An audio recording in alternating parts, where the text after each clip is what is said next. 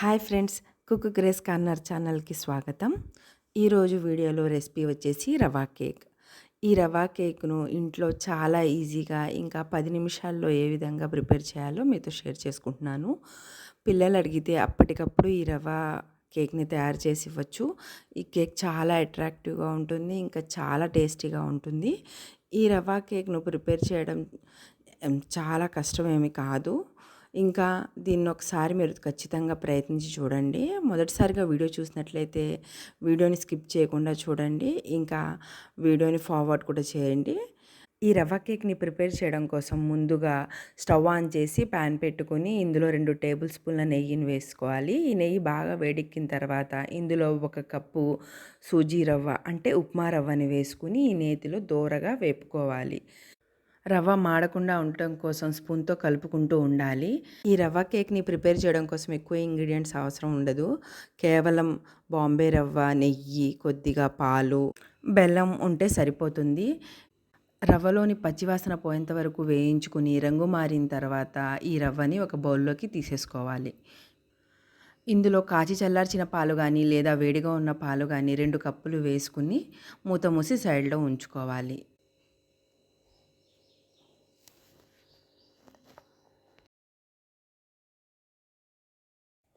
ఇలా రవ్వ పాలలో నానేంత వరకు స్టవ్ ఆన్ చేసుకుని ఒక ప్యాన్ తీసుకొని అందులో 1 టేబుల్ స్పూన్ నెయ్యిని వేసుకోవాలి. నెయ్యి కాస్త వేడెక్కిన తర్వాత అందులో ముందుగా తురిమి పెట్టుకున్న 1 కప్పు క్యారెట్ తురుముని వేసుకుని దోరగా వేయించుకోవాలి. 1 కప్పు క్యారెట్ సరిపోతుంది. మీకు కావాలి అనుకుంటే కప్పున్నర క్యారెట్ అయినా వేసుకోవచ్చు. క్యారెట్లోని పచ్చివాసన పోయి క్యారెట్ మగ్గేంత వరకు వేయించుకున్న తర్వాత ఇందులో 1 కప్పు బెల్లం తురుమును వేసుకోవాలి. ఇక్కడ పంచదారతోనైనా చేసుకోవచ్చు. బెల్లం అయితే హెల్దీ కాబట్టి ఇక్కడ బెల్లంని వాడుకుంటున్నాను.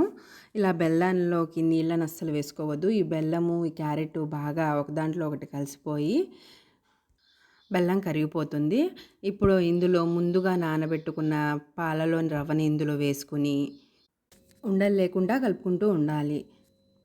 బెల్లం కరిగిపోయేంత వరకు ఉంటే సరిపోతుంది. పాకం అయితే రానవసరం లేదు. ఈ బెల్లం పాకం అంతా రవ్వలో కలిసేంత వరకు బాగా కలుపుకుంటూ ఉండాలి. ఇలా రవ్వ, క్యారెట్ అంతా బెల్లంలో కలిసిపోయేంత వరకు బాగా మిక్స్ చేసుకుంటూ ఉండాలి. కింద అంటూ మాడకుండా స్పూన్ సహాయంతో మిక్స్ చేసుకుంటూనే ఉండాలి.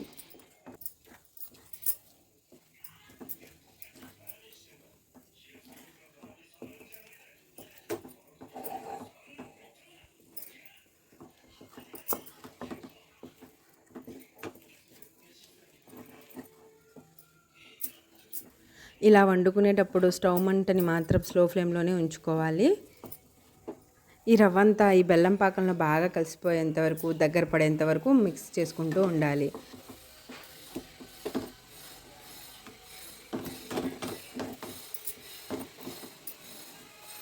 ఇలా రవ్వ, బెల్లము 2 దగ్గర పడే కొలిది ముద్దలాగా తయారవుతూ ఉంటుంది. ఈ ముద్దని కూడా బాగా మిక్స్ చేసుకుంటూ ఉండాలి. ఇందులో కావాలనుకుంటే యాలకుల పౌడర్ని కూడా యాడ్ చేసుకోవచ్చు. యాలకుల పౌడర్ వేసుకుంటే మంచి ఫ్లేవర్ అనేది వస్తుంది.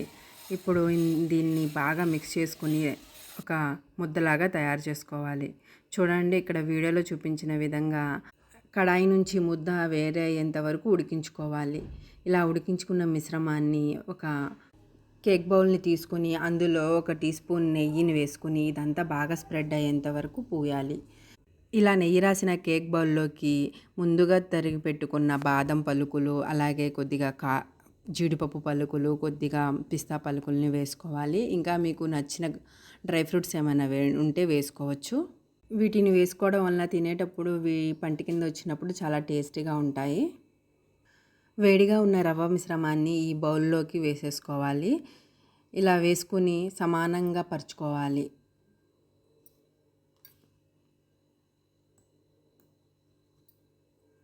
ఒకవేళ మీ దగ్గర కేక్ బౌల్ లాంటిది ఏమీ లేకపోయినా సరే సమాంతరంగా ఉన్న ఏదైనా గిన్నెల్లోకి తీసుకుని ఈ విధంగా కేక్ను ప్రిపేర్ చేసుకోవచ్చు. ఇలా రవ్వని నొక్కుతూ అన్ని వైపులా సమానంగా పరుచుకోవాలి. ఈ కేక్ బౌల్ మీద ఒక ప్లేట్ వేసేసి ఈ మిశ్రమంతా బాగా చల్లారేంత వరకు అలా ఉంచేసేయాలి. బాగా చల్లారిన తర్వాత వీడియోలో చూపించిన విధంగా చాకుతో ఈ విధంగా చేసుకుని కేక్ బౌల్ని ఒక ప్లేట్ మీదకి తిప్పుకోవాలి.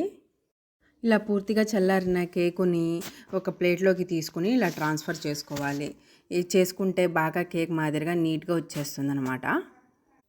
డ్రై ఫ్రూట్స్ వేసుకుని గార్నిష్ చేసుకోవడం వలన కేక్ చూడటానికి చాలా బాగుంది.